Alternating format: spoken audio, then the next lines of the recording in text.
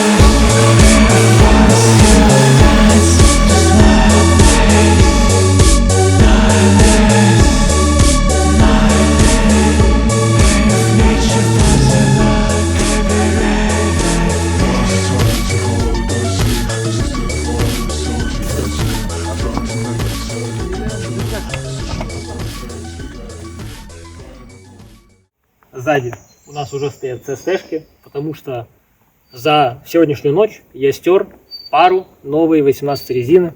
Сзади стояли Works Sirkai с резины 225-40-18. Как, в принципе, ожидалось, было очевидно, что станет машине тяжелее, но мне было интересно, сможет ли она вообще в целом это колесо провернуть. Как оказалось, да, она это может, но это просто заметно тяжелее. Как выглядит 18 колесо на этом автомобиле? Мне нравится намного больше, чем 17-е. Как будто бы для формы 35-го Лауреля 18 колесо, вот на правильной фитухе. На 18-м колесе машина палится просто феноменально. Меня это устраивает полностью. Но 18-я резина дорогая, не знаю, как часто я буду на ней ездить. 17-я подешевле, а 16-я вообще шик. Вот сейчас вот я купил комплект, 4 колеса получается по 2200 за одну штуку, новой резины. Это просто, блять, ну это песня. Была бы такая цена на 18 колесо, я был бы просто счастлив. Также, как вы могли обратить внимание, я поставил снова задние фонари. Задний бампер, слева я его уже чиркнул.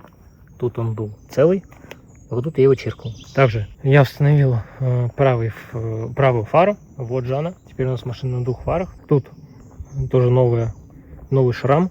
Я заехал под отбойник. Немного поломал фару, но вот эта часть есть, она все равно светит, поэтому проблем нет. Тоже у нас немного помятое крыло, но ничего страшного. Мне так даже больше нравится.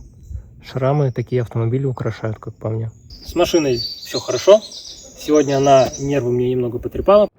В моменте мне уже показалось, что вот эта вот серия без поломок под жесточайшими нагрузками, которая с апреля месяца длится, она закончилась.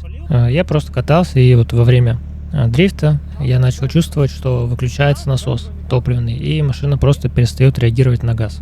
Что по итогу было? Просто дрочила мозги релешка. Типа мы это пофиксили там за 10 минут, и все. Машина не ломается до сих пор. С апреля месяца ни одной поломки нет. Сейчас Лаурель выглядит, блять, ну просто максимально по японской школе, по японской идеологии он собран. Весь на японских запчастях. Все абсолютно оригинально. Вот на данный момент в машине нету ни одной запчасти какой-то, которая является подделкой чего-либо. Все оригинальное. Блять, это просто пиздец. Вот как он сейчас выглядит. Блять, ну вот я вот в рамках гор смотрю, вот тут серпантины, зелень. Вот реально просто японская как будто дорога. Как он здесь вот смотрится, как влитой. Ой, блять, какую уж я вот машину собрал. Я в восторге. Не могу на него насмотреться, налюбоваться.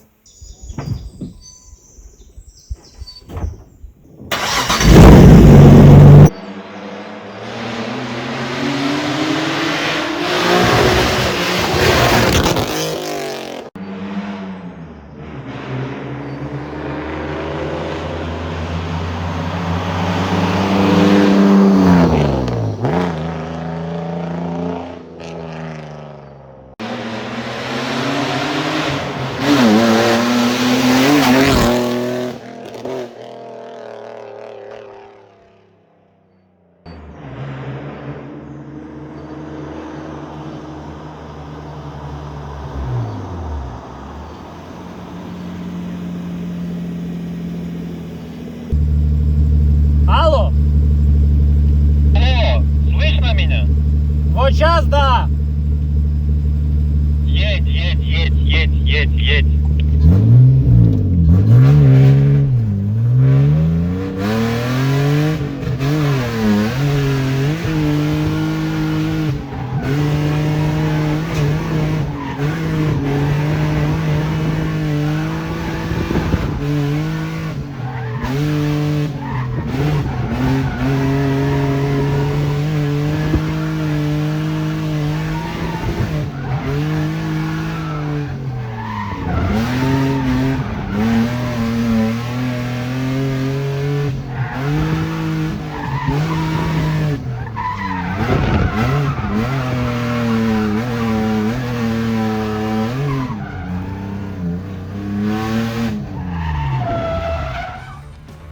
Касательно того, какой у нас стоит мотор, сколько он выдает лошадиных сил, под капотом у нас РБ 25DNL, завод заявил, что там 200 сил, но это пиздеж чистой воды. Хотелось мне изначально верить, что там есть хотя бы 180, но фактически там нету даже 180 лошадиных сил. Все это проверяется просто банальным диностендом, который показывает реальную мощность. Эти моторы выдают примерно по 170 сил. Мотор я покупал свой 2 года назад, пробег у него был 70 тысяч километров, это был контрактный мотор. Состояние столбика просто писюнячее, мотор реально очень живой. Когда у тебя мощности в целом немного, ты чувствуешь прибавку даже в 10, в 20 сил, и это ощутимо. Это не то же самое, что сравнить автомобиль, в котором 310 сил, с автомобилем, в котором 320, 330.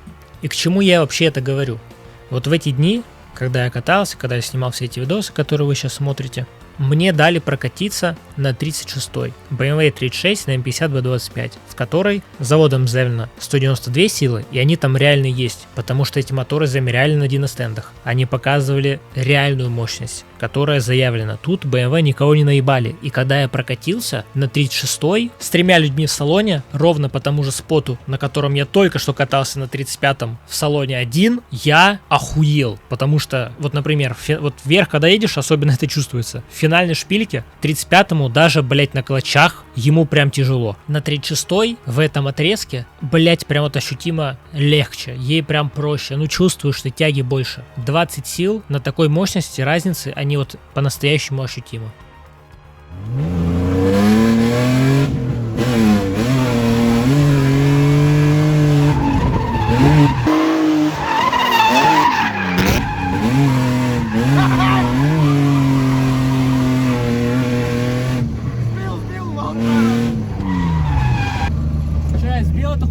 Ебать, ты близко, блин, проехал. Вот это пиздец сильно надо. Блядь, там пиздец. Ау, бля! Ебать, я в охуеваниях. Я в охуеваниях такой. Обычно я накладываю поверх дрифта музыку. Так, наверное, смотреть, ну, как мне кажется, интереснее, динамичнее. Наверное, испытывается больше эмоций при просмотре. Но как будто бы в видосах, вообще без какого-либо музыкального сопровождения, передается глубже атмосфера. Сейчас будут именно такие видео, друг за другом, без какой-либо музыки. Чистый, живой звук, как это было записано в реальности.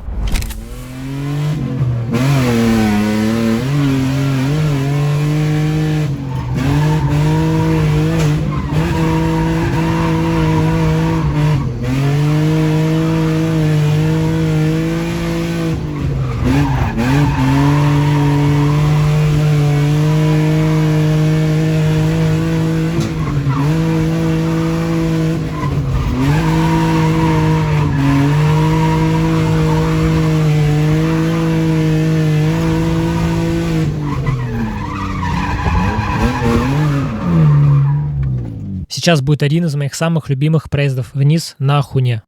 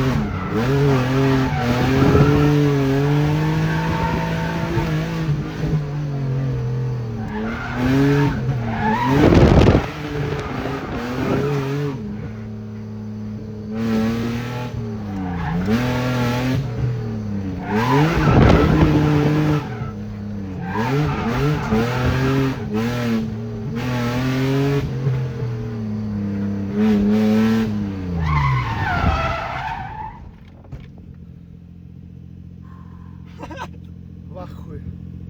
Едем? Да.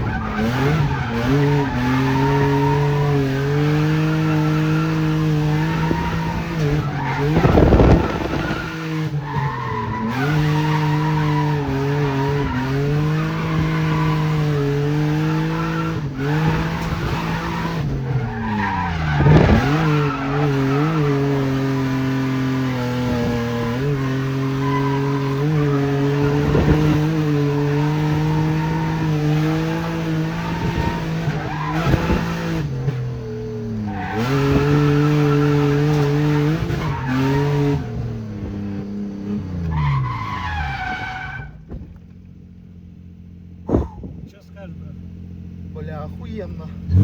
Братан, прям бомба вот этот проезд. Охуенно прям. Надо отдохнуть, наверное.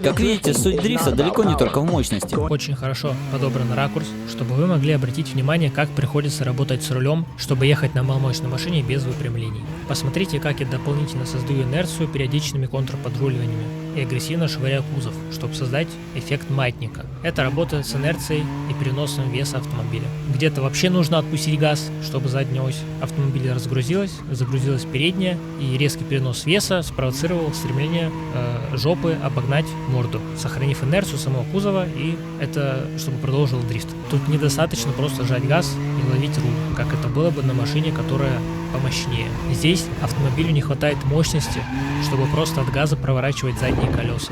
Тут машина непрерывно дрифтит не из-за мощности, а от смещения центра тяжести и инерции. За это в Японии маломощный дрифт уважают. Послушайте, что говорил Кейси Цучия в культовом документальном фильме «Библия дрифта» про дрифт на маломощных машинах. Знаете, возможно, на других машинах вы и сможете дрифтить, но дрифт от входа до выхода на маломощной тачке труднее всего. Те, кто говорит, что могут дрифтить на Скае, Супре, МР2 или Сильвии, не могут постоянно ехать в заносе на Хачироку. can't always go sideways in Hachinoku. This is because Потому что нужно знать, как дрифтить на маломощных машинах.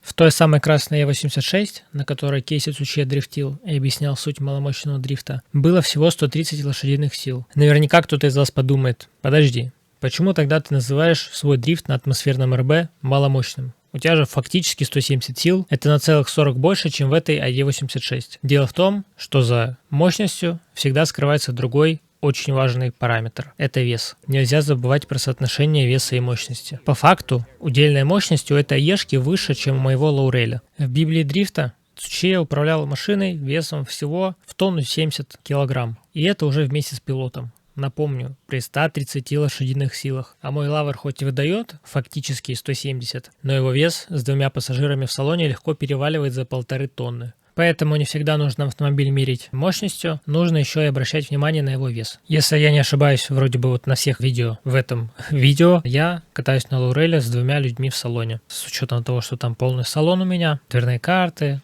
диван, всякая такая ерунда. Вместе с бензином машина весит больше 1,5 тонн. Без пассажира, когда я сижу один, я думаю, что, примерно, может, тонна 400 средние, там, тонна 450, наверное, ее вес. Если говорить про вес именно машины без, допустим, там, бензина, без людей, получается где-то тонна 370, по моим подсчетам. Но, понятное дело, корректнее считать вес автомобиля в состоянии боевом, когда ты именно дрифтишь. У меня вот получается 1,5 тонны. Один в салоне я очень редко, когда сижу, почти всегда кого-то катаю. Задний бампер снес об стенку.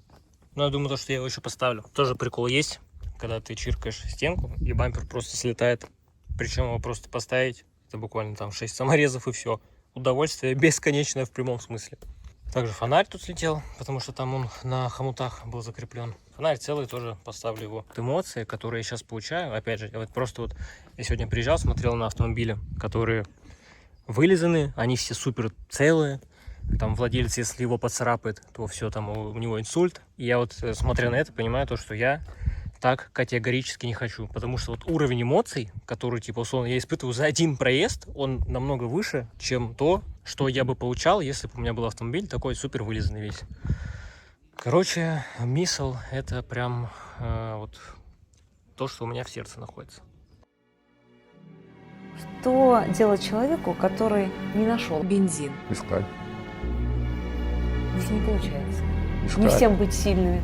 Искать. Тут просто полная заправка машин, все машины кинули, бензина ни у кого нет. Все подходят, спрашивают, что вы тоже на последних парах сюда подъехали. Да, вот такая ситуация. Нигде в Сочи нет бензина. Все просто машины оставили.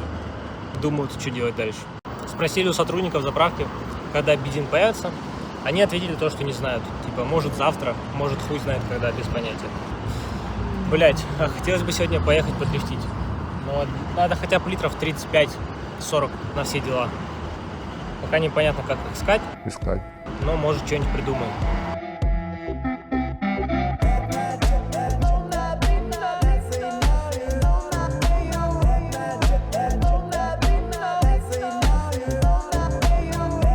Ебать, оно на заправке охуеть. Вот уже. Сейчас будем заправляться.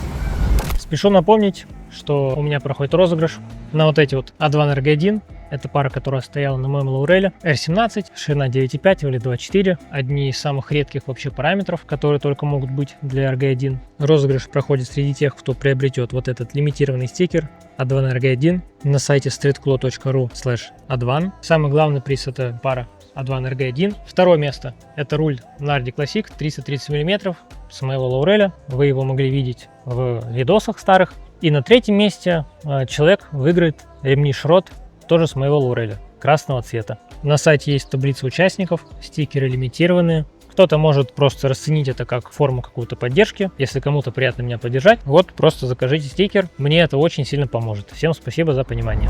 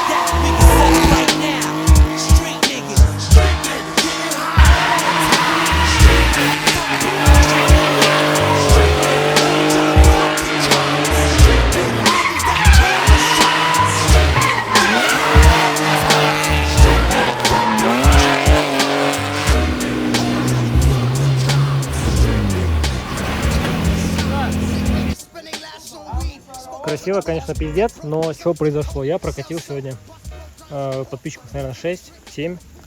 И какой-то парень, ну, по-любому, совершенно случайно, там, короче, в ногах у пассажира находятся мозги в Лауреле 35-м, и там идет проводка. И он случайно выдернул там проводку, и пропала мощность. Ничего страшного не произошло, просто нужно будет заехать в гараж, все там перепроверить, подключить, как стоял раньше, и все будет хорошо. Сегодня прокатил, наверное, человек 6-7. Всех катаю бесплатно. Тут на Хуне много кто катает только за деньги, но я ни рубля вообще ни с кого не возьму, никого вообще никогда платно не прокачу. Ну, идеологически, как по мне, это неправильно.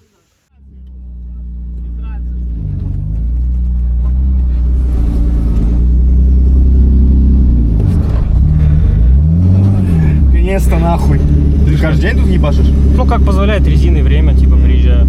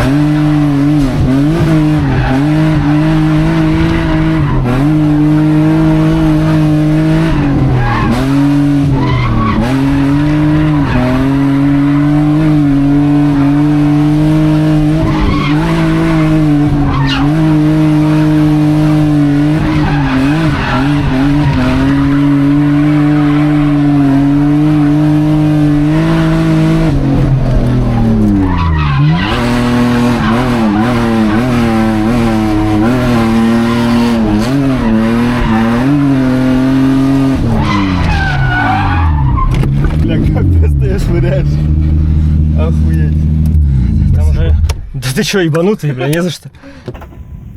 Сейчас начинается дождь, мы съебаемся домой. И пошел.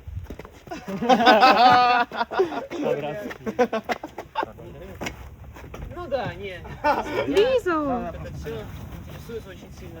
Раз, волкаться? На влог можно что-то наговорить? Вот это все пытались. Не курите сигареты, не употребляйте наркотики, алкоголь это плохо. Вроде бы все. Надо уйти с кадра или можно? Не-не-не. Я сейчас там такой влог сняла. А что ты рассказал? Потом посмотришь. Я говорю то, что курить это вредно, наркотики не употребляйте, и алкоголь ни в коем случае тоже. И не дрифтите. Да. Это тем более.